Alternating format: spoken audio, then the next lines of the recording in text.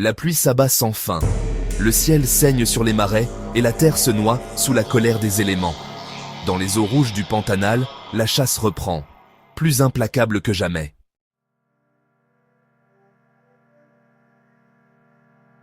Le soleil du Pantanal se lève sur un miroir d'eau. Les premiers rayons glissent sur la surface lisse des marais, reflétant un monde figé entre ciel et terre. Ici, tout semble paisible. Les capybaras paraissent sur les berges, les ibis écarlates traversent le ciel, et les hurlements lointains des singes résonnent dans la moiteur du matin. Mais sous la surface, quelque chose bouge. L'eau frémit. Une ombre s'étire lentement. Le caïman noir. 5 mètres de muscles et d'attente. Ses yeux émergent à peine. 2 perles d'or surveillant la rive. Il ne chasse pas encore. Il attend, car le Pantanal est un monde d'équilibre fragile. Quand la saison sèche s'étire, la vie s'apaise. Mais bientôt, les vents du sud apporteront la pluie. Et avec elle, la transformation. Plus loin, dans la jungle qui borde le marais, une autre ombre veille.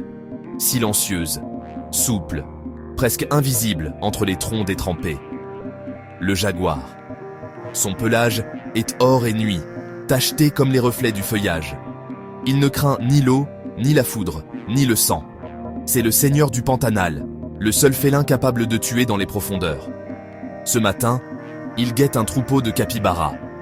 Les proies sont nombreuses, mais le vent change, lourd, électrique. Une odeur d'ozone et de pluie flotte déjà dans l'air. Le jaguar lève la tête, renifle, écoute. La tempête approche. Et il le sait, bientôt, le monde entier redeviendra une arène. Tout commence par un souffle, une brise chaude, presque douce, glissant sur les herbes du marais. Puis vient le grondement. Lointain d'abord, puis de plus en plus fort, comme un tambour de guerre frappé par le ciel lui-même. Le vent hurle, les arbres ploient, et le premier éclair déchire le ciel, illuminant la plaine d'une lumière blanche. La pluie tombe? Non, elle s'écrase, torrentielle, aveugle, violente. En quelques minutes, la terre disparaît sous un océan de boue et de rage. Les capybaras fuient, leurs cris résonnent dans la tempête. Mais la fuite est impossible. L'eau monte, les chemins s'effondrent. Ils nagent, paniqués, entre les branches flottantes et les troncs déracinés. Et c'est là, dans ce chaos liquide, que le premier chasseur frappe. Une mâchoire s'abat sous la surface. L'eau explose, rouge. Un caïman noir vient de surgir, brisant le silence sous le tonnerre. Sa proie disparaît dans un tourbillon d'écume. La tempête nourrit les monstres. Le jaguar, lui, avance lentement. Sous la pluie battante, il ne court pas. Il glisse, calculateur, méthodique. L'eau lui arrive jusqu'au ventre. Ses yeux percent les éclairs, cherchant un mouvement, une faiblesse. Il aperçoit un capybara isolé sur un îlot de terre. Il s'approche, sans bruit, et plonge d'un bond. Un cri étouffé, une morsure à la nuque. L'eau devient rouge. Mais cette fois, la tempête change tout. L'orage attire d'autres chasseurs, d'autres ombres. Sous la surface, un serpent se réveille. L'anaconda géant, 8 mètres de silence. Depuis des semaines, il jeûnait, tapi dans les racines. La pluie le réveille, la chaleur l'active. Il ondule dans l'eau trouble, sinuante entre les branches, à la recherche de chair. Soudain, il croise la trace d'un capybara blessé, dérivant dans le courant. Il s'enroule lentement autour de lui. 1, 2, 3 boucles d'acier vivant. Puis la pression. Les os craquent, le souffle s'éteint. La nature ne connaît pas la pitié. Dans les hauteurs, les vautours attendent que la pluie cesse. Ils tournent, patients, sur les vents fous de la tempête. Ils savent qu'à la fin, le déluge laissera un festin. Le tonnerre gronde encore. Le ciel s'ouvre, vomissant des torrents de feu et de pluie.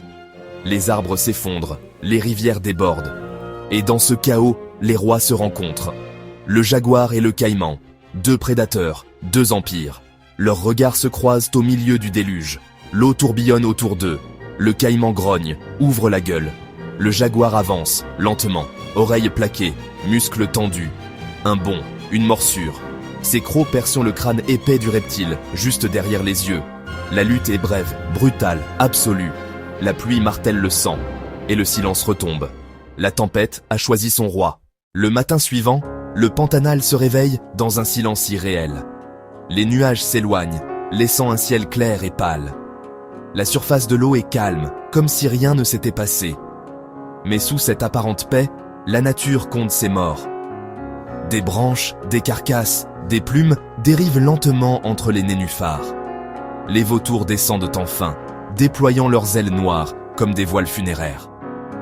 Les capybaras survivants se rassemblent sur les rares îlots encore secs, tremblants, épuisés. Le jaguar, lui, marche seul à travers la vase. Son pelage est maculé de boue et de sang. Mais dans son regard, il n'y a ni gloire, ni triomphe. Seulement la fatigue d'un roi qui sait que son royaume est voué à recommencer. La tempête est passée, mais d'autres viendront.